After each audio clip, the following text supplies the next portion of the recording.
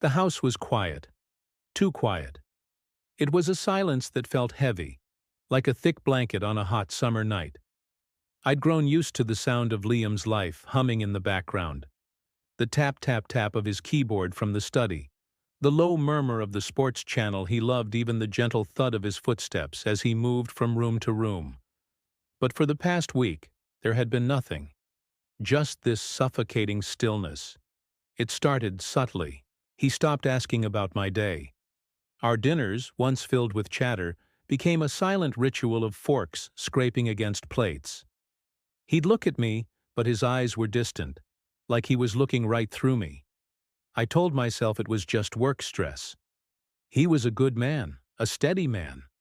He was just tired. That's what I repeated to myself, a mantra to drown out the guilt that had been gnawing at me for months. The guilt had a name. Alex.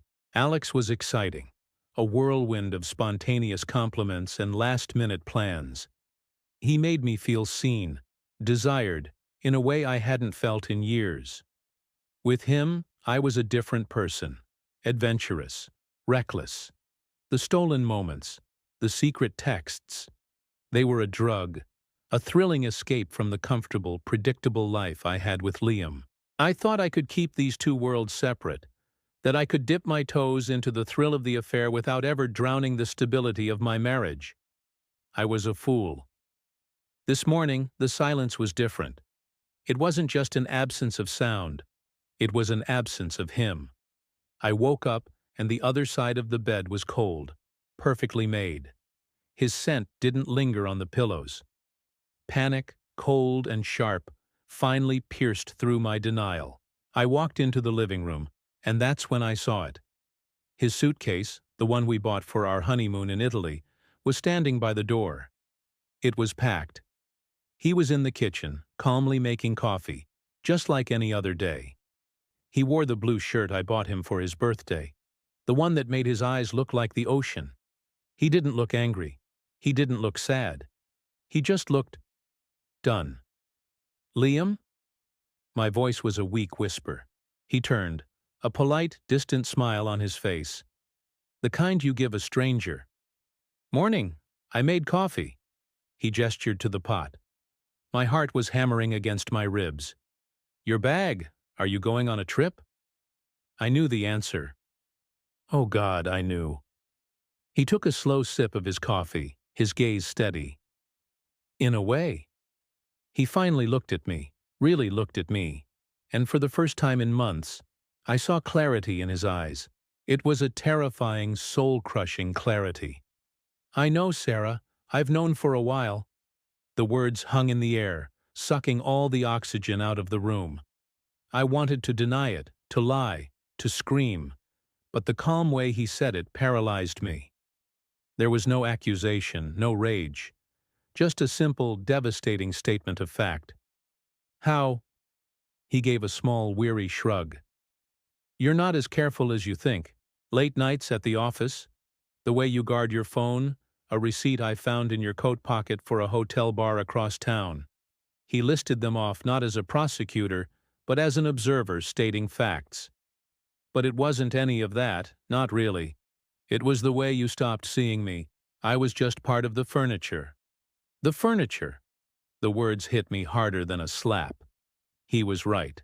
He had become the sturdy, reliable oak table I took for granted, while I was out chasing the thrill of a flimsy, fashionable chair that could collapse at any moment. Liam, I'm so sorry, I sobbed, the tears I'd been holding back finally breaking free. It was a mistake, a stupid, horrible mistake. Please, we can fix this. He shook his head, a deep, profound sadness in his eyes. The thing is, Sarah, a mistake is something you do once. This wasn't a mistake. This was a choice. You chose to do it, again and again. And I have to choose myself. He walked over to me, and for a fleeting, desperate moment, I thought he was going to hold me. Instead, he gently placed his wedding ring on the kitchen counter. The small gold band gleamed under the morning light. It looked so small, so insignificant, but it represented our entire world, a world I had just shattered. "I'm not angry," he said, his voice soft but firm. "I'm just empty. You took everything that was in me to give, and you gave it to someone else. There's nothing left for us to fix." And that was the moment it all came crashing down. It wasn't the yelling or the fighting I had secretly prepared myself for. It was his calm, his peaceful, resolute departure. In his quiet acceptance, I saw the true magnitude of what I had done. I hadn't just broken his trust. I had broken him. I had broken us. He didn't need to scream to make me understand the pain I'd caused. His quiet goodbye was 1,000 times louder. I had been so focused on the excitement Alex offered that I'd completely forgotten what Liam gave me: safety, unwavering love, a home. He was the anchor in my chaotic life, and I had foolishly cut the rope, thinking I could fly. Now I was just adrift, lost in a storm of my own making. I thought about all the little things: the way he'd always make sure my car had gas, how he'd bring me a blanket when I fell asleep on the couch, how his laughter was the only sound that could truly make me feel at peace. These weren't grand, cinematic gestures. They were small, everyday acts of love, the bricks and mortar of a life built together. And I had traded it all for a fleeting spark, for a firework that explodes brightly and then vanishes, leaving only smoke and darkness. Alex would never know how I liked my tea. He wouldn't remember the anniversary of my mother's passing and hold my hand without me having to ask. He was the thrill of the chase, but Liam was the destination. He was home. As he picked up his suitcase, the finality of it was absolute. "I've already signed the papers. They're on the table in the study. I wish you the best, Sarah. I truly do." He opened the front door, and a sliver of bright, unforgiving sunlight sliced into our dim, quiet home. He didn't look back.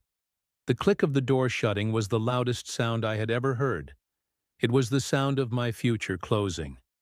I stood there in the silence, the smell of his coffee still in the air. I looked at his empty mug on the counter, his wedding ring next to it, and I finally understood. The most painful goodbyes aren't the loud, dramatic ones. They're the quiet ones, the ones where the person you love leaves not with a bang, but with a whisper, taking your entire world with them, leaving you in a silence so profound you can hear your own heart breaking. I had everything, and in my search for something more, I had lost it all. And in the deafening quiet of the house, the only thing I could hear was the echo of his calm, devastating goodbye. Thank you so much for watching. If this story resonated with you, please consider liking the video and subscribing to the channel for more content. Take care of each other.